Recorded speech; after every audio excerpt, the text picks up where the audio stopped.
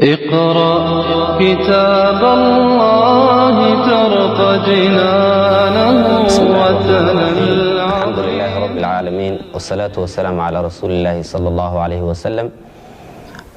مركزka maahir ee ku yaala magaalada Boorama wuxuu ogeysiinayaa dhammaan walaalaha ku nool magaalada Boorama iyo magaalooyinka ka soo ag dhowdhowba in aanu bilaabi doono dowro 3 bilood ah oo lagu qaadan doono haddii Ilaahay subhanahu wa ta'ala ogolaado qiraa'ada imaamka Caasim Birawiyehi Shu'ba wa Hafsa.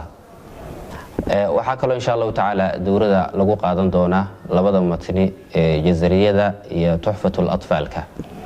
insha Allah ta'ala dowradu bilaabmi doonto waa khamiista soo socota khamiisteeda tirada ardayduna waa 10 qof insha Allah ta'ala. kasoo qaybgalkiina iyo kala faa'iideysigiina insha Allah ta'ala farxad buu inoo yahay.